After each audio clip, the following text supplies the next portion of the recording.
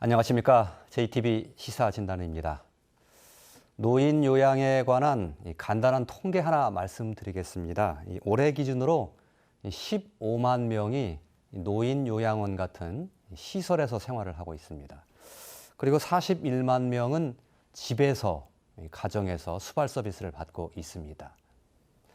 2025년이면 65세 이상 노인이 대한민국 인구의 5분의 1, 1,000만 명이 된다고 합니다.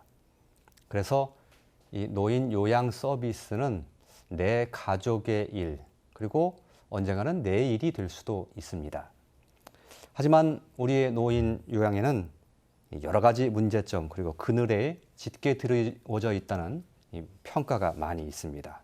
오늘 좀 그 실태에 대해서 들어보고 어떤 문제가 있는지 또 무엇을 고쳐야 하는지 좀 살펴보는 시간을 가지려고 합니다. 자, 오늘 말씀해 주실 네 분의 패널 모셨습니다. 어서 오십시오. 반갑습니다. 예. 자, 먼저 본격적인 이야기 시작하기 전에 노인 요양과 관련된 몇 가지 좀 자료를 짧게 좀 준비했습니다. 보신 후에 이야기를 좀 시작하겠습니다. 예. 예, 베이비 부머. 글쎄요, 그렇게 머지 않아서 곧 노인이 될 뿐이라고 할 수도 있겠죠. 베이비 부머들이 나중에 요양을 받을 처지가 되면 어떻게 수발을 받고 싶은가 하는 희망 형태를 좀 조사한 건데요. 가장 많은 것이 요양시설에서 하고 싶다가 가장 많았고, 두 번째는 배우자, 요양병원, 집에서 받는 재가 서비스 이렇게 됐습니다. 순서가. 자녀로부터 돌봄을 받고 싶다는 비율은 굉장히 적죠. 대략 배우자를 빼고 요양과 관련된 그런 곳에서 수발을 받고 싶다는 희망이 한 60%를 넘는 것으로 이게 집계가 됩니다. 하나 더 볼까요?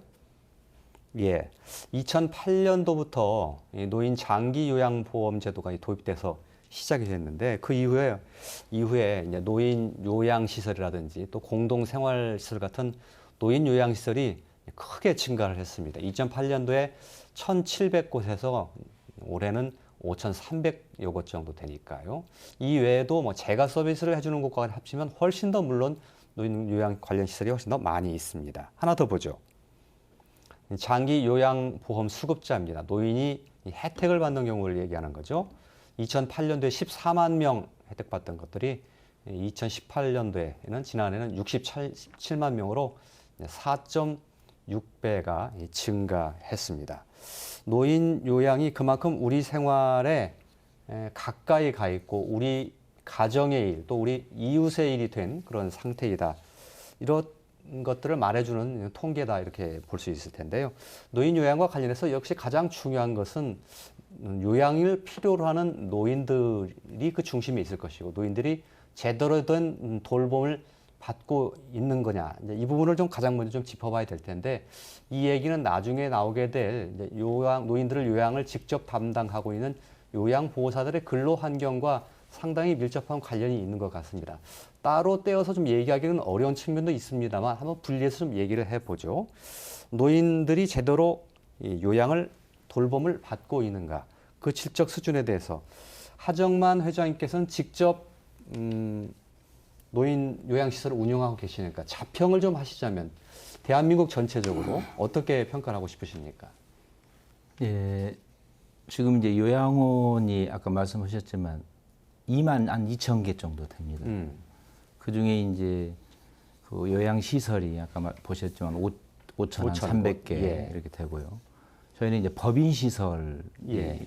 그 한 1,400개 정도 됩니다. 그래서 저는 이제 전라북도에 있는 법인시설 지금 70개 시설의 협회장을 하고 있습니다. 그러면서 부안에서 송산 효도마을이라고 하는 예. 요양원을 지금 운영을 하고 있는데요. 요양보호사들의 활동을 보면 여러 가지 어려운 조건이죠. 특히 이제 뭐 임금 부분을 이야기하자면 최저임금 수준에서 받고 있으면서 이 노동의 강도는 굉장히 높습니다. 예.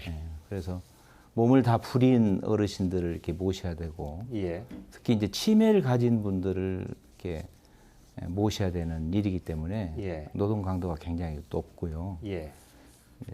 그러면서 또 이제 그 일시적인 교육을 통해서 그 자격증은 취득을 했지만 이분들이 사실은 정신적으로, 정서적으로 예. 이렇게 스트레스 해소라든가 이런 교육이 좀 있어야 되는데 이게 이제 예. 거의 일회적으로 끝나버리기 때문에 예. 계속 주어지는 그 업무상 힘든 일들을 극복해내는데 이게 이제 어르신들에게 서비스하고 연결이 된다고 봅니다. 예. 그러나 이제 저희 시설에서는 사회적인 그 효실천이라고 하는 타이틀을 가지고 정말 내 부모처럼 모시는데 최선을 다하고 있습니다. 예. 주로 이제 그 요양보호사들이 처한 현실을 중심으로 이제 말씀해 주셨는데 네. 그 얘기도 나중에 하겠지만 네, 네. 제가 이제 드렸던 질문은 요양시설에 계시는 노인들께서 이제 제대로 된 돌봄을 받고 있는지 어떠한지에 대해서 실태를 좀 여쭤본 네, 건데 네, 네. 엄 교수님 여러 시설들을 많이 돌아다녀 보셨을 테니까 어떻게 평가하시겠습니까? 우리가 2008년도에 노인 장기요양보험제도가 도입되기 전에는 선별적 복지 제도를 운영했었어요. 그래서 전체 노인들 가운데 노인 요양시설에서 생활하고 있었던 노인들은 0.02% 정도밖에 되지 않았었죠. 예. 그래서 주로 이제 그 경제적으로 어려운 분들만 생활을 했었습니다. 예, 예, 예. 그러던 것이 이제 이 제도가 도입되면서 이제 그 보편적 복지 제도로 바뀌고 그러면서 이제 그 선택적 복지라고 하는 것들도 이제 개념이 도입되어져서 이제는 누구나가 이제 그 욕구가 있으면 그 인정 등급만 받게 되면 예. 노인 요양 시설을 이용할 수 있게 되었어요. 그러면서 이제 이제 질 높은 서비스를 제공하지 않으면 그 노인 요양원을 선택하지 않게 되는 이런 상황들이 이제 발생을 한 거죠. 예, 예. 그래서 최근에 한 10년간의 경향을 보면 상당히 그 서비스의 질은 좋아졌다. 예. 이렇게 평가를 할 수가 있습니다. 예. 근데 다만 아까 통계에서도 나왔습니다마는 요양시설의 그 양적 증가가 10년 동안에 한 5배 정도 이렇게 증가를 했기 때문에 그 가운데에서는 옥석을 가리는 작업을 하는 것들이 굉장히 필요하다고 볼 수 있어요. 예. 그러니까 그 안에는 이제 개인이 운영하는 시설들도 있고 법인이 운영하는 시설들도 있고 그런 거죠. 그래서 개인이 운영하는 시설들 가운데서는 주로 이제 영리를 목적으로 해서 뛰어든 분들도 많이 계시기 때문에 그런 분들이 운영하는 시설들 가운데서는 일부 이긴 합니다만은 주로 이제 서비스 질에 문제가 있는 또는 시설 내에서의 다양한 문제가 발생하는 경우들도 이제 발생하고 있는 거죠. 예. 그래서 이런 문제들을 어떻게 개선할 것인가에 대한 고민들이 필요하고 이제 10년이 지났기 때문에 앞으로는 이 질을 한 단계 더 높이기 위한 그런 고민들이 필요한 그런 시점이라고 볼 수 있습니다. 예. 실제 예. 말씀하신 것처럼 여기 노인 장기 요양보험을 통해서 장기 요양기관이 우리 한국 사회 내 어떤 지역 사회 내에서 긍정적인 역할을 수행한 건 사실이라고 보고요. 근데 또 하나는 영리 추구를 목적으로 하는 그런 장기 요양 시설들이 있다 보니까 노인 학대 같은 것들이 지속적으로 발생을 하고 있고 또 국민건강보험공단에서 시설 평가에서 A등급을 받은 시설에서도 노인 학대가 발생을 해서 예. 이게 시설 내 노인 학대 문제가 어떤 전국적인 사회 문제가 되고 있는 게 사실이거든요. 예. 실제 중앙노인보호 전문기관 2018년도 통계에 따르면 2017년도에 총 388건의 노인 학대 건이 있었고요. 예. 2005년도에는 46건인 거에 비하면 6배 정도가 많은 그런 수치가 있었고 이 중에 노인 학대 사례를 살펴보면 신체적 학대가 129건, 방임이 120건, 성적 학대가 76건 뭐 이런 식으로 해서 또 하나 이렇게 어두운 면들이 있는 것들을 알 수 있기 때문에 시설 내에서 노인들의 인권 문제가 또 다르게 보면 좀 심각하다 이렇게 말할 수도 있을 것 같습니다. 예. 물론 이제 잘 하고 있는 노인 요양 시설들도 많이 있지만 뭐 그렇지 않은 기관들도 분명히 있기 때문에 이제 그 부분만 제가 좀 지나치게 부각해서 자꾸 문제점을 지적하려고 하는 경향이 있을지도 모르겠습니다만 어찌됐건 우리가 문제가 있는 부분은 잘 개선을 해야 되는 것이 과제가 있는 것이니까요. 조금 전에 그 엄 교수님께서 서비스의 질적으로 좀 문제가 있는 부분이 있는 것도 있다 이렇게 말씀하셨는데 그걸 좀 우리 보시는 시청자들께서 좀 피부에 와닿게 어떤 문제가 있다는 것일까요? 예, 노인 요양 시설 같은 경우에 예를 들면 요양보호사 한 분이 낮 시간 동안에는 보통 한 7분에서 9분의 어르신들을 돌보시고 저녁 시간이 되면은 한 명의 요양보호사가 또는 두 명의 요양보호사가 뭐 전체 시설의 노인들을 돌보는 이런 현상들이 발생을 해요. 사실 그 안에서 생활하고 계시는 분들은 대부분 의존성이 높으신 어른들이 생활하고 계신데 예. 그 정도의 인력 가지고 그렇게 케어를 하는 데에는 많은 한계가 있을 수밖에 없고 특히 큰 문제는 뭐냐면 그곳에서 일을 하고 있는 요양보호사들의 어떤 그 연령대별을 보면 보통 5, 60대의 요양보호사들이 그 대다수를 차지하고 있다라고 하는 거죠. 그러니까 20대, 30대, 40대들이 고루 있게 분포가 되어져 있어서 힘든 일은 또 이제 물리적으로 힘든 일은 젊은 사람들이 또 하기도 하고 서로 이렇게 조화를 이루어야 되는데 사실 5, 60대에 주로 이제 여성들이 이제 일을 하다 보니까 거기서 일어나는 다양한 문제에 적극적으로 대처하는 게 어려운 상황들이 발생을 할 수 있는 거죠.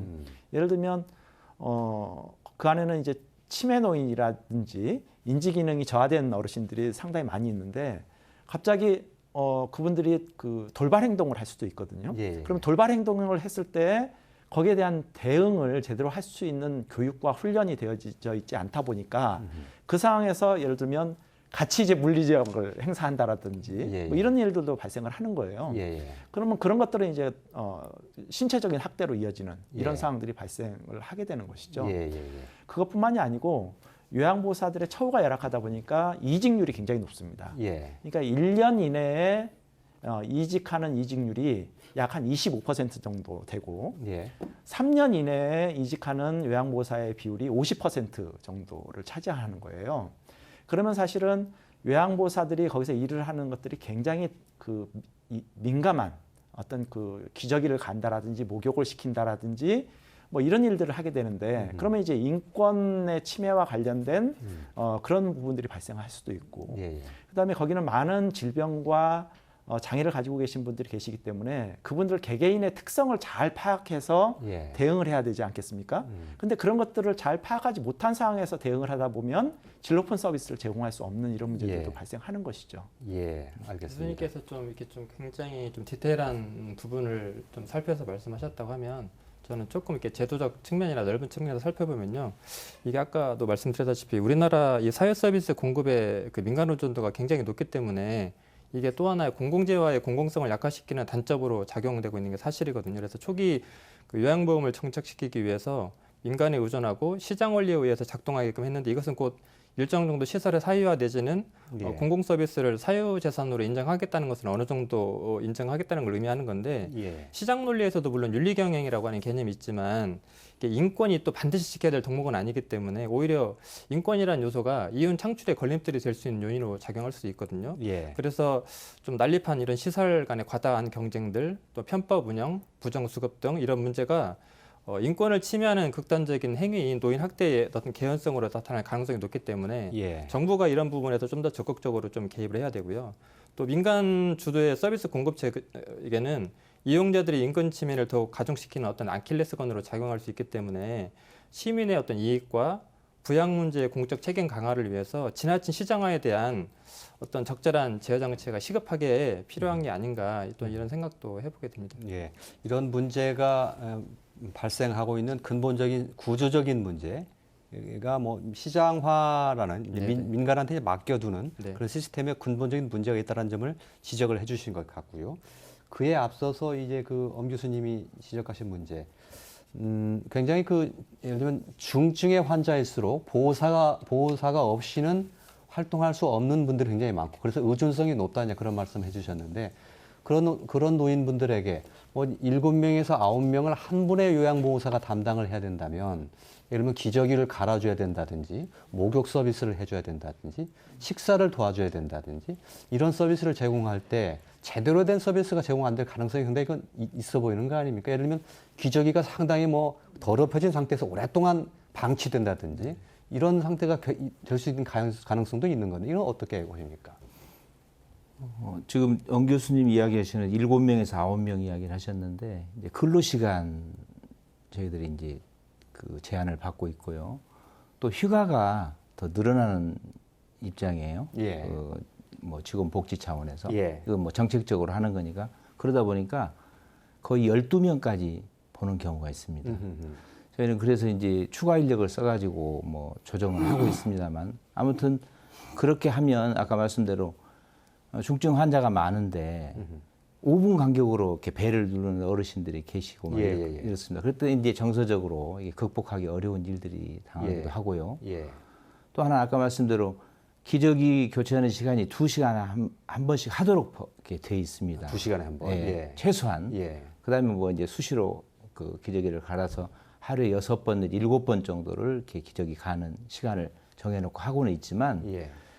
한 사람이 10명 이상을 본다고 하는 것은 굉장히 무리한 일입니다. 그래서 그런 부분에서 지금 원 교수님께서 그 서비스 질이 그런 부분이 낮을 수 있다고 하는데 뭐 저희도 충분히 이해가 예. 됩니다. 그런 시설이 분명히 있긴 있다는 거죠. 아, 예, 있습니다. 예, 예. 네.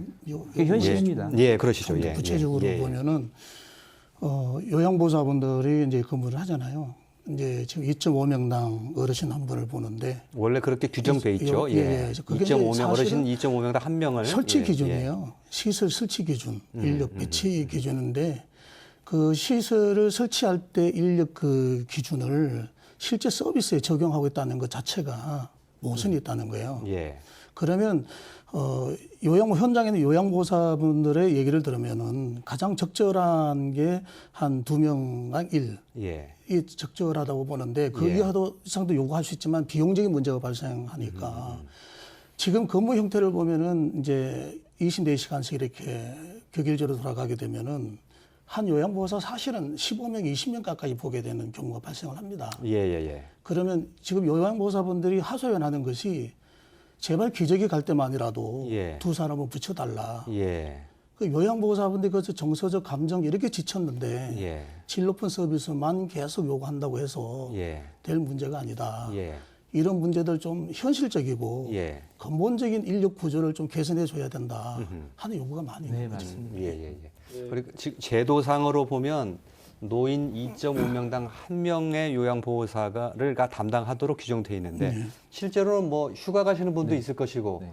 또 주야간 교대 근무를 네, 해야 되고 뭐 이러다 보면은 실제적으로는 뭐 여러 명이 더 많은 그 노인 어르신들을 한 명의 요양보호사가 담당해야 되는 그러다 보니까 서비스의 질이 현격하게 낮아지는 뭐 이런 현상이 발생한다 이런 말씀이신데 예. 설계가 될 때 그 1인이 일일 24시간 365일 기준으로 2.5명이라는 게 설계가 됐기 때문에 말씀하신 대로 휴가를 가거나 밤에 또 해야 또 된다. 교대 근무가 이루어지기 때문에 예. 그런 인원이 그 늘어나는 게 되는 거고요. 또 하나는 뭐 저희가 다루긴 하겠지만 일부 그 시설에서는 예를 들면 조리사분들을 요양보호사로 등록을 해놓고 아, 예. 거기 전체 수용 인원 대비 예. 요양보호사 이렇게 계산을 해서 인원수를 맞추긴 하지만 예. 실제 돌볼 수 있는 인원이 더 적어지게 되는 거죠. 그렇게 예. 되면. 예. 그러다 보니까 아까 말씀하신 대로 뭐 많게는 보니까 하루에 19번 정도까지 패드도 갈게 되고 또 예. 2시간에 한 번씩 뭐 체형이나 자세도 교정도 해줘야 되고 예. 또 뭐 시간이 날 때마다 청소도 해야 되고 야간에는 이제 더 많은 인력들을 또 돌봐야 되기 때문에 그런 서비스 질 문제가 이렇게 예견된 거라고밖에 볼 수 없을 것 같습니다. 예. 그 노인 그 요양 시설에서는 치매 노인을 케어하기가 상당히 좀 더 어려운 측면이 있습니까? 네, 예. 어렵습니다. 그러면 치매 노인과 치매가 아니신 분 간의 어떤 그 구분, 뭐 공간의 구분이라든지 또 뭐 케어의 구분이라든지 이런 게 좀 이루어지고 있나요? 실질적으로는 그렇게 못하죠. 못 합니까? 지금 현재 제도적으로는 치매 전담형 유닛이라고 하는 그 공간을 따로 만들어서 운영을 할 수 있는 제도적인 장치는 마련이 되어져 있어요. 예, 예, 예.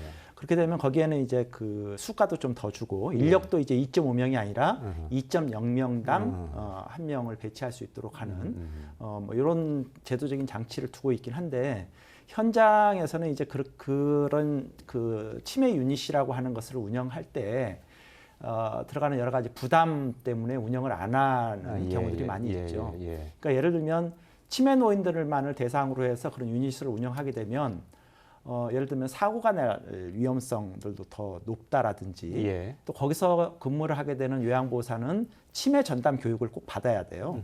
근데 그런 인력들을 구하는 것이 그렇게 쉽지 않은 그런 측면들이 있다 보니까 현장에서는 이제 그거를 잘 이제 적용을 하지 않는 그런 경우들이 많이 있는 것 같습니다. 예. 또 하나 이제 예. 그 말씀하신 대로 치매나 이런 분들은 상당히 좀 특수한 경우이기 때문에 돌발 행동 같은 경우나 이런 예. 상황들이 많이 발생이 되잖아요. 그래서 1대1 케어가 해야 되는데 실제 시설들이나 기관들의 상황이 그렇지 못하다 보니까 그 향정신성제 같은 신경 안정제 같은 것들을 좀 투약한다거나 우리나라가 예. 좀 그 투약 비율도 과도하게 높기도 하고요. 예. 그다음에 아까 학대 사례들 중에 신체적 학대 중에는 어떤 손모와 장갑을 끼운다거나 예. 휠체어에 묶는다거나 이런 학대들이 일어날 예. 수밖에 없는 예. 또 원인이기도 한 것 같아요. 예, 예. 그런 분들을 좀 관리라고 돌봄을 좀 편하게 하기 위해서 약을 잠드는 약을 뭐 드시게 해서 뭐 돌봄을 좀 편하게 한다든 이런 방법도 동원이 되는 곳이 있더라. 뭐 이런 실제 의사들의 말씀이신데. 처방을 받아서 하긴 하지만 예.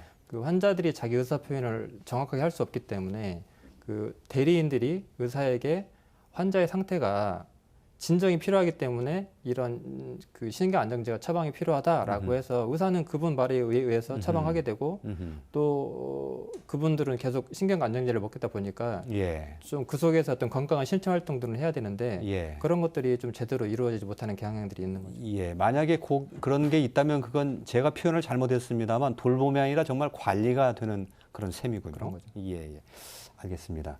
요양보호사들의 근로 환경 얘기도 좀 넘어갔으면 합니다. 그렇게 노인들에 대한 돌봄이 제대로 이루어지지 못하는 측면이 꽤 있다고 한다면 그것은 요양보호사들의 열악한 근로 환경과 상당히 맞닿아 있다는 그런 지적이 있는데 조금 전에 말씀해 주셨던 것처럼 돌보는 노인 수가 지나치게 많다는 측면이 있을 것이고 또 하나 뭐 처우 개선 문제 이런 것들도 상당히 보호사들에게 그렇죠. 좀 여러 가지 실질적으로는 큰 문제가 아닌가 예. 얘기가 있던데요. 저는 이제 원래가 이제 만 10년이 됐어요. 예. 이제 장기 요양보험 도입한 지가 예. 10년을 돌아보면 우리나라의 그 장기 요양보험 제도가 이렇게 안정적으로 정착하게 된 거는 사실 요양보호사분들의 그 역할이 컸다고 보지만 가치로 보면은 굉장히 누구나 할 수 없는 소중한 일을 함에도 그들이 사회에서는 저평가가 되고 있다라는 것이 예. 굉장히 가슴 아픈 일이었고요. 예. 이 저평가되는 것 자체가 이제 처우 개선으로 이제 우리가 좀 들어가 볼 수가 있는 거죠. 예. 두 가지로 나누어 보면은 시설과 재가의 근로 환경을 잠깐 예. 말씀드리면 예. 시설과 제가. 예. 예. 시설 같은 경우는 지금은 개선되는 게 이제 휴게실 전문 요양보호사들이 쉴 수 있는 예. 휴게실이 마련이 돼서 어느 정도 그걸 좀 이렇게 자기 쉴 수 있는 공간을 줘야 되는데 그 중에는 일부 시설에는 그 어르신들의 직접적인 그 간섭이 닿지 않는 것이 되어야만 사실 그 근로예법에도 그렇겠죠. 휴게로 예, 적용이 예, 되는데 예, 예, 예. 대다수가 어른들의 아하. 간섭이 미치는 영향을 간다는 거죠. 예, 예, 예. 그러면서 이건 휴게 시간이 아니라 사실 말은 휴게 시간이지만 급여는 급여대로 제대로 못 받고 예. 또 이런 일대로 해야 되는 예, 예. 이런 어떤 문제점이 시설에 있고요. 예, 예. 두 번째로 또 보면은 그 급여 문제인데 최근에 이제 공단에서 나온 것이 장기 건속자에 대한 수당이라든지 저 처우 개선이란 이건 사실 10년을 돌아보면 너무 한시적인 거다. 그건 근본 해결책이 못 된다. 그래서 저희들이 호봉제로 바꾸자. 호봉제로. 예, 가야만이 되고 장기 건속은 좋게 말하면 한 곳에 오래 근무하지만 부정적인 측면에서 보면 자기 발전이 추 없다라는 거죠. 예. 예, 그래서 이제 호봉제에 대해서 이제 적은 급여지만 내가 일하는 만큼 성급 제도가 있어지고 또 거기에 대한 경력이 다른 데를 갔을 때에 경력이 인정이 된다면 뭐 내가 피급이 돼갈 수도 있고 또 내가 경쟁 심리에서 내가 더 자기 발전을 하다 보면 그 자연제 서비스 질이 상승될 수 있는 부분이 만들어지는데 이런 부분들이 이제 잘 안 되게 돼 급여 호봉제로 가야 된다. 예. 그럼 제가 쪽으로 잠깐 가보면은 예. 제가 시설의 가장 큰 근본적인 문제가 제도에 있다고 보거든요. 그거는 고용의 불안이라고 제가 말씀드리고 싶어요. 예. 요양보호사가 7년을 한 제가 가정의 어르신을 서비스를 제공했는데 몸이 아파서 잠시 쉬고 싶어도 못 쉬는 경우예요. 대타가 들어가면 한 번 대타 들어가는 그 요양보호사분이 더 잘해버리면 예. 이 7년 동안 해왔던 요양보호사는 한순간에 예. 고용에 실직이 되어버리는 거예요. 예, 예, 예. 예, 그래도 이 제도가 예. 그 대상자 위주로 되어 있다 보니까 요양보호사에게의 어떤 그런 통보나 사전에 어떤 이런 바뀌어진 부분의 얘기가 아니에요. 그냥 제공기관에 전화해서 다른 요양보호사 보내주라 하면 그 다음날 다른 요양보호사가 오면 그걸로 끝인 거예요. 예, 예. 또 그거에 또 더 들어가 보면은 예. 근무 외의 시간, 예. 그 다음에 이제 그 업무 영역 외 업무를 예. 가닥 요구할 때 예. 이제 요양보호사는 사실 그 기관의 입장에서 보면 고객이지 않습니까? 그렇죠. 고객이고 이 고객의 얘기를 기관에서는 거절할 수가 없는 예, 예. 부분인 거예요. 예. 그럼 요양보호사하고 서비스 대상자하고 주고받는 그 어떤 밀착돼서 일어나는 부분들을 예. 기관에 이야기해도 그 사실 받아들여져서 수긍되는 부분이 잘 없으니까 예. 요양보호사분들은 참고 일을만 해야 되는 거예요. 예. 예. 그러니까 감정 노동이 급격해지고 언제 그만둘까 하는 내적으로는 그 고민과 갈등을 하면서 일을 해간다는 거죠. 예. 예. 예. 이 제도가 좀 더 객관적으로 시설과 재가나 또 서비스 제공받는 보호자나 대상자나 예. 또 요양보호사나 아주 객관적인 입장으로 이 법이 어겨질 때에는 인센티브가 주어져서 그런 부분이 좀 요양보호사들이 피해가지 않는 예. 근로 환경이 만들어지면 좋겠다는 거죠. 예. 그리고 이제 결론은 처우개선은 저희들이 나중에 마지막으로 제가 말씀드리지만 직업의 어떤 한시적인 처우개선은 안 된다. 예. 좀 더 근본적이고 실질적인 처우 개선을 제대로 다시 한번 짚어봐야 된다. 그래서 예. 지금의 이대로의 처우 개선이 좋은가라 한다면 저는 거기에 상당한 문제점이 많다라고 말씀드리고 예, 싶습니다. 알겠습니다. 여러 가지 얘기를 한꺼번에 다 말씀하셔서 다 이거 다루기가 좀 어떻게 할까 좀 고민스럽긴 한데 조금 더 예, 예. 이렇게 말씀드리면 문제 제기 차원에서 좀 말씀하시죠. 아니 예. 말씀하신 대로 이제 근로의 안정성 문제인데 특히나 제가 쪽 같은 경우는 그 설문조사에서도 한 400여 명 정도 설문조사를 했는데 전체 75.3%가 수급자에게 갑자기 일을 생겨가지고 일을 나오지 말라고 통보를 받거나 그런 적이 있고요.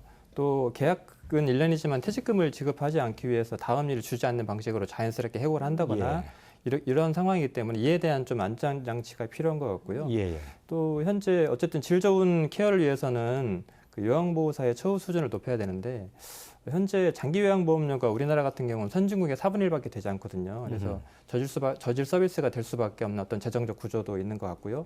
이러다 보니까 요양보호사를 직업으로 우리 주변 학생들에게 추천하기도 어렵고 또 요양보호사를 존엄하게 대우해줘야 되는데 그 존엄하게 대우를 해줘야 그 요양보호사들이 자기 부모 모시듯이 부모를 모실 수가 있는 거고 그래야 우리가 맡긴 부모님들에 대해서도 본인들의 부모를 돌보듯이 할 수 있는 건데 그런 것들이 되지 않는 것 같고요. 다만 최근에 서울시가 이런 부분에 좀 선도적으로 앞장서 가고 있는데 2021년까지 어떤 그 122억 원의 예산을 들여서 예. 요양보호사들의 노동권 내지는 건강권을 지키기 위한 처우 개선 종합대책을 마련하기로 이렇게 했더라고요. 예, 그래서 예. 거기 어떤 표준 인건비 개발이라든가 언어 선폭력에 대한 그 대처, 그다음에 어떤 돌보던 이들이 돌아가셨을 때 그 요양보호사들의 그런 심리적 트라우마가 굉장하다고 해요. 그래서 예, 그런 예. 부분들에 대한 어떤 심리 상담 지원 같은 것들을 한다고 해서 좀 다양스럽게 생각을 하는데요. 이런 것들이 이제 최근에는 장기 요양 요원 지원 센터라고 하는 그 센터를 설치를 해서 현재 서울시가 4개, 인천이 1개, 수원이 1개 이렇게 운영되고 있는데 이게 노인 장기 요양법이 개정되면서 이제 국가 책임으로 이게 얘기가 됐거든요. 그래서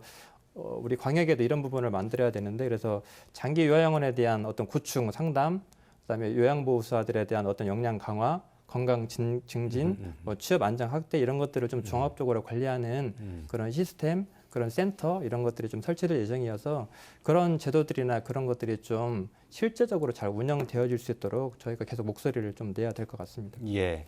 자치단체, 서울시 같은 곳에서 자치단체를 중심으로 뭔가 좀 변화를 모색하려고 하는 그런 움직임은 일고 아직 성에 차지는 않지만 뭐 그렇던 말씀이셨고 여러 가지 얘기 중에 뭐 조금 이야기가 조금 더 글쎄 용이할지 모르겠습니다만 재가 서비스 얘기하셨습니다. 그러니까 그 요양보호사가 노인이 대신 가정에 방문해서 뭐 여러 가지 일상생활이 가능하도록 도와준다든지 뭐 목욕 서비스를 해드린다든지 이런 일을 하시는 분들인데 이런 분들의 경우에 뭐 해야 돼서는 안 된 일을 시킨다든지 또 뭐 한 7년 정도 좀 사례를 드셨습니다. 이랬는데 갑자기 너 그만해 하고 잘라버린다든지 뭐 이래 돼서 고용 불안에 시달린다. 뭐 이런 분 정도의 문제를 좀 제기해 주셨는데 어떻게 해야 됩니까?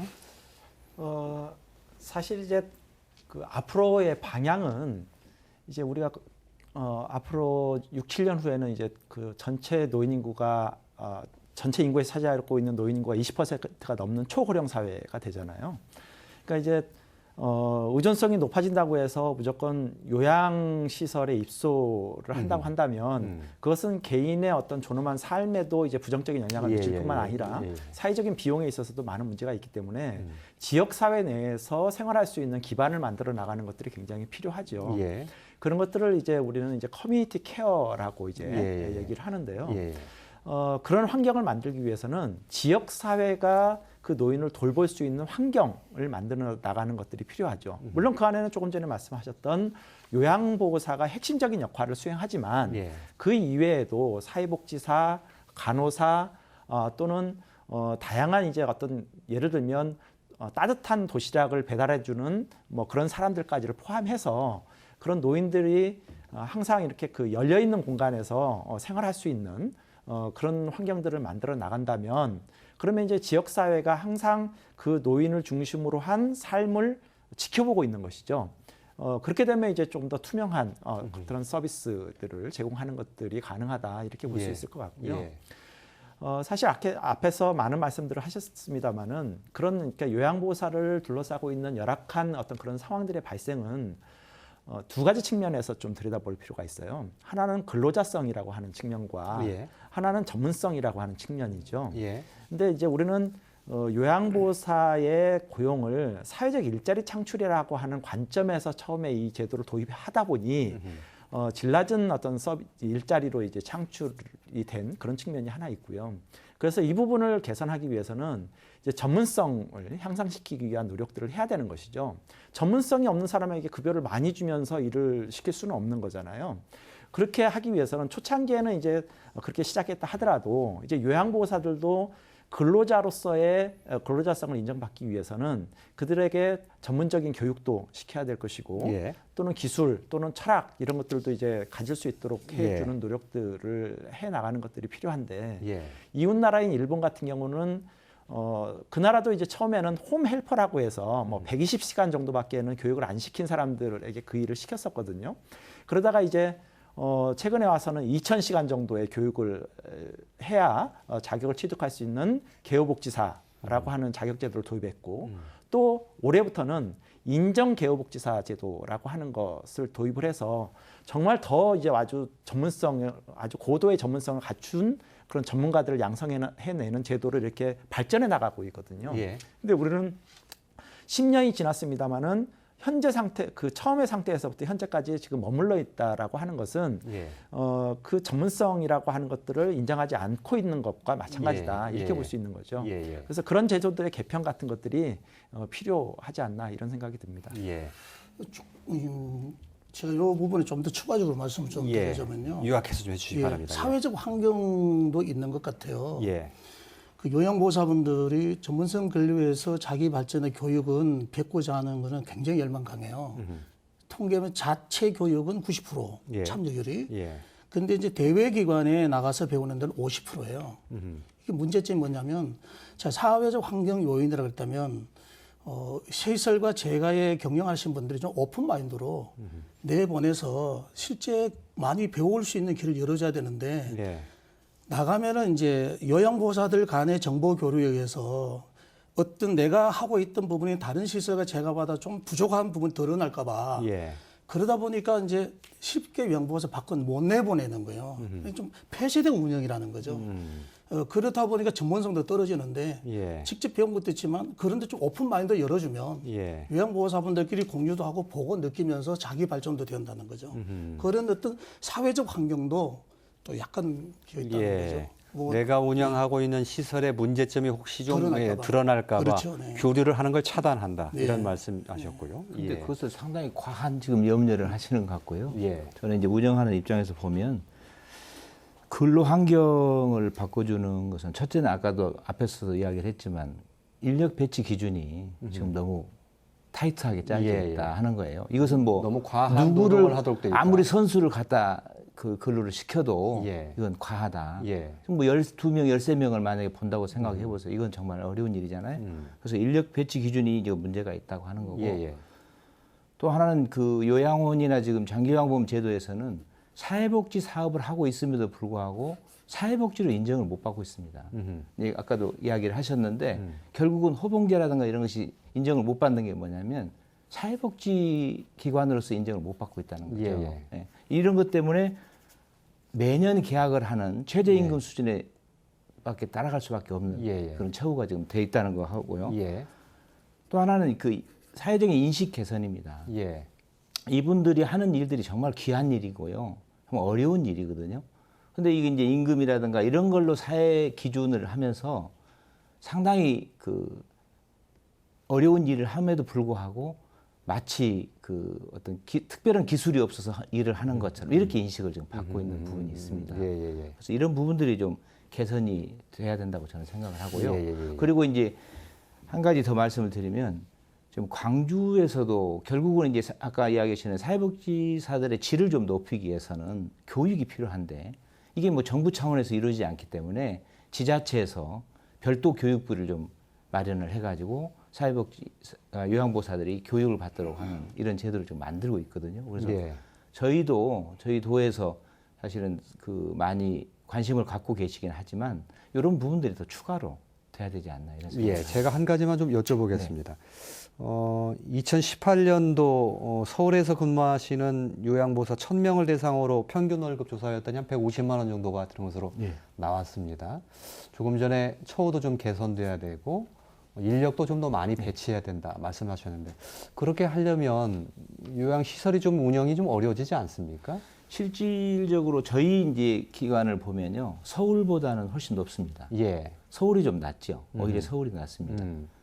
근데 이제 조금 높다고 하더라도 네 높다고 하더라도 절대적인 기준으로 충분히 좀 그분들이 만족할 만한 처우나 뭐 급여가 됩니까? 네, 제 욕심 같아서는 물론 이제 우리 요양보호사들이 요구는 금액은 더 많을 수 있겠지만 예, 예. 저는 그 세후 한 250만 원 정도는 보장이 돼야 됩니다. 예, 예. 그러기 위해서는 한 280만 원 정도 예, 가깝게 예. 이제 그 급여가 책정이 돼야 되는데 예. 거의 한 100만 원 정도가 부족한 셈이죠. 그래서 똑같은 사회복지사가 근무를 하는데도 불구하고 타 직종하고 우리하고 보면 한 100만 원 차이 납니다. 예, 예. 그래서 이 처우 쪽에서 급여가 첫째 너무 낮습니다. 예. 그 요양원에 근무하시는 분들이. 예. 그렇게 된 것은 시설에서 너무 이윤을 많이 취하기 때문입니까? 아니면 시설은 요양급여 급여가 너무 시설은 적기 이윤을 때문에? 챙길 수가 없습니다. 예. 예. 왜 그럼 어떤 그러냐면 부분을 고쳐야 됩니까? 그 부분을 좀 말씀해 주시죠. 그러니까 이제 그 수가 수가를 올려야 협상을 된다. 하는데 예. 수가가 최저임금 쪽으로 계속 좀 맞추고 있잖아요. 예. 내년에도 지금 예정이 뭐 240원 그 시급 올라가는 것을 기준으로 해서 뭐 보건복지부에서는 지금 제안을 하고 있는 걸로 알고 있는데 예. 그렇게 되면 결국 최저임금에서 그 이제 저희 시설 같은 경우는 장기 근속자에 대해서 좀 애우를 하고 있습니다. 예. 3년, 5년, 7년 이상 이렇게 해가지고 그런 정도의 차이만 날 뿐이지 거의 최저임금 쪽에 다 수준이 맞춰집니다. 예, 예. 이 문제를 해결하기 위해서는 사실은 이제 수가를 가지고 운영을 하는 거거든요. 예, 요양원은 예. 이제 건강보험공단에서 주는 수가를 가지고 운영을 하는 건데 수가를 많이 올려준다고 해서 요양보호사의 처우가 개선되어질 것이라고 하는 장담을 하기는 사실 어렵습니까? 어렵습니다. 아, 그렇습니까? 왜냐하면 운영자는 근로기준법만 지키면 되는 것이기 때문에 근로기준법상의 수가가 많이 올라갔다 하더라도 그 올라간 분에 해당되는 금액을 직원의 급여로 환원시켜 줄 것이냐 하는 것에서는 장담할 수 없다는 것이죠. 예, 예. 그래서 그 부분을 개선을 하기 위해서는 조금 전에도 제가 말씀드린 부분이 있습니다만은 첫 번째로는 그분의 전문성들을 향상시키기 위해서는 역시 이제 그 교육 시스템이 바뀌어야 돼요. 그래서 이제 예를 들면 40, 50대가 아니라 20대부터 전문 교육을 받아서 진입할 수 있는 통로를 만들어주고 그들이 장기 근속을 할 수 있는 토대를 마련해 주는 것이 첫째 필요하고 두 번째로는 급여 부분과 관련해서 조금 전에 말씀하셨습니다만은 호봉제가 도입이 되어져야 됩니다. 예, 예. 이제 호봉제 도입과 관련해서는 제가 이제 굉장히 오래전부터 주장을 했었던 내용입니다만 예. 호봉제가 도입이 된다라고 하는 것은 운영자가 그 부분에 대해서는 손을 댈 수 없는 부분이기 때문에 예. 그래서 그 장기 근속을 하게 되면 그만큼 급여를 많이 받는 그런 구조로 제도적으로 만들어 줘야지 그 문제가 해결이 되는 부분이 있는 것이지 예, 예. 그냥 수가만 올려서 되는 문제는 아니라고 생각이 되어집니다. 예, 그러면 근데 이제- 수가도 올리고 동시에 네. 이런 것들을 의무화시키도록 하는 것을 제도화하는 그렇죠. 측면도 같이 필요하다 이런 말씀으로 그렇습니다. 이해됩니까? 이게 이제 아까 말씀하셨는데요. 우리 그 개인 시설도 시설은 노인복지법에 적용이 되지 않습니까? 예. 사회복지법에 보면 노인복지 시설은 사회복지법에서 제시하고 있는 그 인권 가이드라인이 있습니다. 예. 그 권고사항으로 되어 있지 의무사항이 아닙니다. 예. 그렇지만 법인 시설들은 가급적이면 그 의무적으로 행하기 때문에 개인 시설과 그 법인 시설과의 급여가 차이가 나는데요. 예. 그 좀 들여다보면은 아까 말씀한 사회적 결국은 인식도 저희들이 그 취업 그 온라인에 들어가서 조회를 보면 요양보호사라는 직업이 안 떠요. 예. 뜨지는 않습니다. 예, 예. 왜냐하면 800개 표준 그 직업 고실 안에 요양보호사가 없어요. 예, 예. 그럼 뭐가 나오냐? 간병사와 병합된 간병인을 떠요. 예. 그 간병인을 급여를 조회해 보면은 1,800, 1,700 연봉이 나오는 거예요. 예, 예. 자, 그러면 고시가 아무리 인건비 올라가더라도 시설에는 이게 드러나지 않는 금액이기 때문에 언제든지 이게 전문 노무사회에서 컨설팅 가능하다는 거고요. 예, 이걸 예. 저희들이 고용노동부에 제기를 했어요. 예. 하니까 내년에 이제 그 장관의 고시이지만 그러면 전산 시스템 바꿔주라. 했더니 지금 워크넷 들어가면 다 바꿨어요. 예. 그게 이제 요양보호사 급여가 2천, 3천 올라간 데 많아요. 예. 이런 부분들이 많이 발생된다는 거는 연구 결과가 나오면 그게 사회 공론화되면은 시설과 재가에는 급여를 더 이상 이렇게 할 수가 없는 표준이 예. 만들어지기 때문에 요양보호사에 대한 사회적 지위급이 안정이 돼야 된다. 난 그래서 병합에서 요양보호사라는 직업 분류를 분류시켜달라. 예. 그래야 알겠습니다. 요양보호사라는 예, 예. 독립적인 직업군에서 예. 급여가 만들어지고 예. 그 급여가 만들어짐에 따라서 자연적 알겠습니다. 발생으로 급여가 올라간다는 예, 거예요. 알겠습니다. 충분히 말씀은 전달이 된 것 같습니다. 저희가 지금 얘기하고 있는 흐름을 좀 짚어보면 요양보호사들에 대한 뭐 인식의 개선, 또 처우의 개선 이런 것들이 이루어지면 물론 아까 엄 교수님께서 말씀하신 제도의 문제까지 다 포함해서요. 이루어지면 그것이 곧 노인 요양 서비스의 질의 개선으로까지 이어질 수 있다고 기대하기 때문에 이런 얘기를 좀 하고 있다는 것을 좀 말씀을 드리고요. 거꾸로서 뒤집어 보면 요양보호사에 대한 처우 문제 또 인식의 개선 여러 가지 뭐 굉장히 고용을 좀 안정시키는 문제 다 중요하지만 조금 전에 그 앞서 제일 처음에 양변희 국장님께서 노인 학대 문제 지적하셨거든요. 이건 오히려 거꾸로 요양보호사의 질적인 문제, 자질의 문제 이런 분도 좀 필요한 게 아닌가 싶은 생각이 그렇죠. 드는데요. 예. 지금 저희들은 이제 운동을 벌이는 것이 이제 생각을 바꾸자는 거예요. 이건 이제 어르신들 때문에 내가 이제 직장이 만들어지고 경제적 수익이 창출되니까 예. 가치로 전환하자는 거죠. 이제는 경제적 논리가 아니라 내가 어른들 때문에 어르신 수급자로 인해서 내가 직장을 구하고 소액이든 많든 금액 경제적 창출했다면 그 마음으로 그 사회에 또 대상자에게 환원하는 마음으로 이제 우리 생각을 바꾸자는 거 있고요. 두 번째로는 스스로 배우자는 거죠. 예.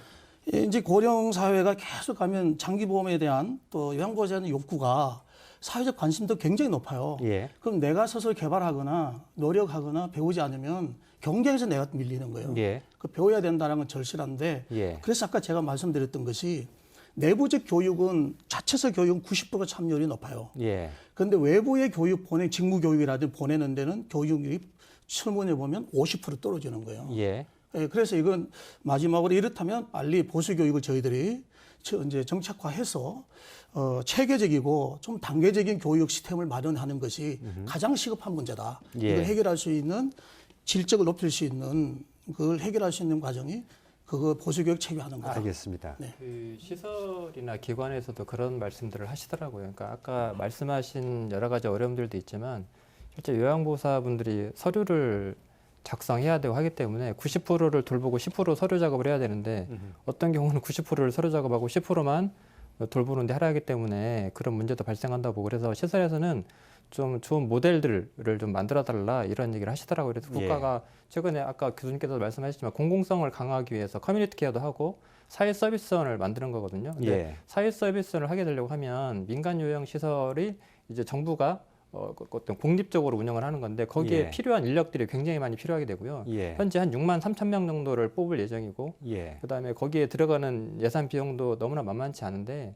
근데 실제 그 운영비 같은 경우를 국가가 부담을 해야 됩니다. 운영비 지원을 거의 국가가 하지 않고 지방비가 매칭되기 때문에 그런 어려움들이 있고요. 그래서 이런 것들에 대한 문제를 개선하기 위해서는 그런 부분들에 대한 좀 더 심도 있는 깊이 있는 고민들도 해야 예. 지역사회 통합돌봄 체계가 이렇게 구축이 될 것 같습니다. 알겠습니다. 한 가지 좀 시간이 막바지를 향해서 가고 있기 때문에 노인 이 요양 관련 기관들의 비리 문제도 좀 한번 짚어야 될 것 같습니다.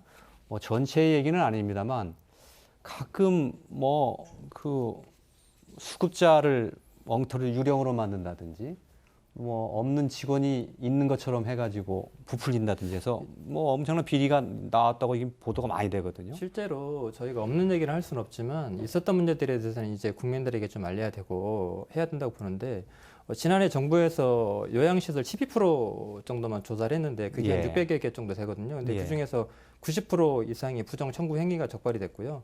전체 요양원 5,440개 가운데서 12%인 685개를 현지 조사를 했는데 이 중에 어쨌든 621곳에서 부정행위로 나타나고 이 금액만 해도 131억 원인 것으로 나타났거든요. 지난해 말 그 시도교육청에서 일제감사로 확인한 유치원 비리가 103억인 거에 비하면 유치원은 전수조사를 한 건데 요양기관이나 시설들은 일부만 조사를 한 거고 또 최근에 탐사보도 전문 매체에서 요양원 비리와 관련된 최근 4년간 형사 사건 판결문만 114건을 입수해서 분석을 했는데요. 이 중에서 여기에서 확인된 부정 수급액이 154억 원이었습니다. 그래서 예. 여기 유형별로는 어떤 입소자나 직원의 수를 허위로 하는 부정수급 사건이 41건이었고요. 예. 급식비 그다음에 이른바 식자재 리베이트 예. 이런 것들이 좀 가장 많이 발생하고 있는 것으로 이렇게 확인이 됐습니다. 예, 예. 그 올해 크게 좀 문제가 됐었던 그 유치원 문제하고 좀 유사하다는 좀 느낌을 받아요. 그래서 이런 것들이 발생한 기관의 명단을 뭐 공개를 해야 된다, 뭐 이런 여론도 있고 하던데 어떻게 보십니까, 하 회장님? 그 노인 학대 문제 이야기를 좀 하셨는데 예, 실제로 이 노인 학대를 보면 거의 90%가 가정에서 이루어지는 일들이고요. 예, 9% 정도가 지금 시설에서 이제 뭐 9%도 없어야 되겠죠. 예, 근데 그 9%라고 하는 것이 요즘에는 시설이 아까 이야기하신 대로 많이 노인 학대가 판정이 되면 폐쇄까지 가기 때문에 그 학대 신고 의무 책임이 있습니다. 예. 그래서 오히려 그냥 시설에서 그런 일이 있으면 오픈을 해가지고 예, 신고를 합니다. 예, 근데 거기에 대해서 판정이 나게 되면 만약에 시설은 보호를 받게 되고 개인이 이제 그 책임을 지게 되는 현상이어서 사실은 시설에서 일어나는 모든 학대들은 다 100% 오픈됐다고 봐야 됩니다. 예, 그게 9%입니다. 예. 근데 언론 쪽에서 너무 이쪽이 많이 부각되는 경향이 있습니다. 예, 근데 그건 단 한 건이 일어나다 맞습니다. 하더라도 네, 그래서 전제를 했잖아요. 예, 예, 예. 한 건도 없어야 되지만 예, 예, 예. 이 부분이 굉장히 부각이 좀 됐다고 하는 부분이고요. 그러니까 요양시설이라고 하는 곳이 이제 그 폐쇄되어져 있는 공간이기 예. 때문에 그 공간에서 일어나고 있는 일들에 대해서는 사실 모든 것이 투명하게 이렇게 오픈되어져 있다 이렇게 얘기하기는 쉽지는 않아요. 그래서 조금 전에 그 우리 학대 발생 시설 내에서의 학대 발생의 건수라든지 비율 이런 걸 말씀하셨지만 얼마만큼 집중적으로 전수조사를 하느냐에 따라서 그 비율은 그 편차가 굉장히 크게 나타나는 것이 사실이거든요. 예, 예, 예.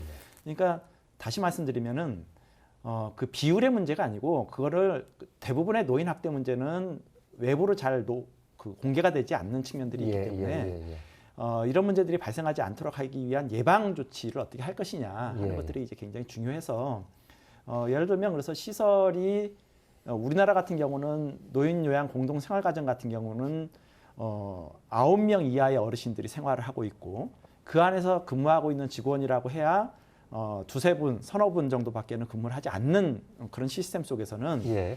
그 안에서 어떤 일들이 일어나고 있는지를 엄밀하게 감시 감독하는 것들은 쉽지 않은 측면들이 있어요. 그래서 이런 조금 전에도 말씀드렸다시피 이런 시설들이 그 지역 사회에 개방되어질 수 있는 체계를 만들고 지역 사회가 같이 함께 운영한다라고 하는 개념 속에서 항상 이제 자원봉사자와 또는 지역의 주민들이 또는 시설이 지역 사회로 나가서 함께 무엇인가를 으쌰으쌰하면서 할 수 있는 그런 환경 같은 것들을 만들어 놓지 않으면 이 문제는 언제든지 이제 뛰쳐나올 수 있는 그런 예, 문제라고 생각합니다. 알겠습니다. 교수님이 예. 이렇게 말씀하신 대로 짧게 좀 네. 부탁드리겠습니다. 예. 네, 이제 저기 회장님처럼 잘 운영하는 곳이 있긴 하지만 그 실제 대전의 사례 같은 경우보다 시설이 한 2,000개가 되는데 담당 공무원들은 2명밖에 되지 않는다고 이래서 1년에 100개씩만 해도 28년이 걸리게 되는 상황이라서 예. 어떤 지자체나 행정에서의 감독만으로는 어렵고요. 그리고 최근에 뭐 특별 사법경찰을 도입해가지고 집중 단속하고 급습 해가지고 시설을 점검한다고 하는데 저희도 처벌을 원하는 게 아니라 교수님 말씀하신 대로 예방이 이루어져야 되거든요. 이건 결국 지역사회 연계를 해야 되는데 어떤 기관과 지역사회 자원봉사단체들 연계를 해서 수시로 기관이 노출되게 하고 개방되게 하고 해서 그런 것들을 예방하는 게 중요하다고 보고요. 그리고 네. 실제 어떤 인권 침해나 시설 침해가 발생했을 경우에 그 국민건강보험공단 홈페이지나 이런 데 공표하고 하게끔 되어 있거든요. 근데 그런 부분들이 전혀 되어 있지 않고 그리고 시설들이 장기요양 시설 평가라는 게 있는데 지금 2만여 개의 시설이 있다고 하는데 지난 10년간 신선별 장기 요양 시설이 총 4만 개 정도라고 해요. 왜 그러냐면 시설 평가를 받기 전에 폐업을 해버리는 거죠. 폐업을 해버리고 이거 신고만 하면 되기 때문에 또 시설을 새롭게 만들게 되고 그러니까 이런 문제들이 간판 바꿔달기 이런 것들을 좀 개선하기 위해서는 교수님이 말씀하신 좀 지역사회 연계해서 알겠습니다. 함께 좀 노력을 해나가야 될 것 같습니다. 알겠습니다. 여기까지 그 좀 얘기를 드려야 될 것 신고제에 같습니다. 대한 것들도 보완이 좀 돼야 됩니다. 예. 너무 쉽게 개설을 하고 이런 문제들은 좀 보완이 돼야 됩니다. 지금은 그 허가제가 아니고 네, 신고제. 어느 정도의 요건만 갖추면 다 내주게 돼 있는 네네. 뭐 준칙주의를 적용하고 네네. 있기 때문에 그런 그렇습니다. 문제가 있다는 네네. 말씀이시로 이해를 하겠습니다. 시간이 다 돼서 정리를 해야 될 시간인데 방송 전에 저희가 예측했던 대로 할 얘기가 굉장히 많은데 시간은 좀 제한이 돼 있어서 다 들여다보지 못한 측면 또 하실 말씀 충분히 하지 못한 측면이 분명히 있습니다. 매우 제한적이지만 한 분당 30초 이내로 엄격하게 제약을 하면서 마무리 말씀을 좀 듣고 이 얘기를 좀 정리를 해야 될 것 같습니다. 양병정 국장님 짧게 좀 부탁드립니다. 네, 좋은 돌봄은 어떤 누군가의 선의가 아니라 체계화된 제도에 기반해서 좀 권리로서 제공되어야 된다고 생각을 하거든요. 그래서 어쨌든 2025년에 초고령 사회 진입을 앞두고 있는 우리 한국 사회는 어떤 전 국민에 대한 좋은 돌봄이 요구되고 있는데 누구나 노인이 되는 세상에서 돌봄이 필요한 사람에게 적절한 돌봄과 서비스가 제공되는 것이 선택이 아닌 필수여야 되는데 이것을 좀 더 국가가 더욱더 책임지고 주도적으로 좀 해나가야 될 것 같습니다. 예, 하 회장님. 네. 10년에 걸쳐서 지금 장기요양보험 제도를 시행을 해왔는데 많이 발전했다고 생각을 합니다. 근데 그런 반면에 또 그 미비한 점들 여러 가지 아까 지적이 됐지만 이 부분을 그냥 이야기에서 끝나는 게 아니고 좀 보완을 해가야 됩니다. 이게 정부도 그렇지만 뭐 지자체에서 할 수 있는 거 지자체에서 하고 예. 또 뭐 협회나 이런 걸 통해서 홍보를 하고 이렇게 해서 좀 보완이 돼가야 더 발전을 할 수 있지 않을까 생각을 합니다. 예, 김영달 소장님. 저는 우리 그 요양보호사분들이 하는 만큼 이제 가치가 좀 평가가 됐으면 좋겠다는 예. 말씀 드리고 싶고요. 그 다음에 이제 요양보호사에 대한 바라보는 국민적 시각이 예, 좀 더 가치 면에서 좀 알겠습니다. 높게 봐달라는 말씀을 드리고 싶습니다. 예, 엄 교수님. 네, 요양원에서 생활하고 있는 어르신들은 본인 스스로가 스스로를 지키기 어려운 어르신들이거든요. 그래서 그분들을 지켜내는 일들은 우리 사회 전체가 책임져야 될 역할들이고 그분들이 건강하셨을 때 살아오셨던 것과 마찬가지로 존엄한 노후를 보낼 수 있도록 하는 노력들을 우리 모두가 함께 해나가는 노력들을 하는 것이 중요하다고 생각합니다. 예, 알겠습니다. 방송 시작할 때 말씀드렸습니다만 이 노인 요양 분명히 내 가족의 일 그리고 내 일이 될 가능성이 충분히 있습니다. 엄 교수님 말씀해 주신 것처럼 노인의 존엄이 최고의 가치가 되는 그런 요양 돌봄이 되기를 바랍니다. 오늘 말씀 잘 들었습니다. 여기서 마치겠습니다. 고맙습니다.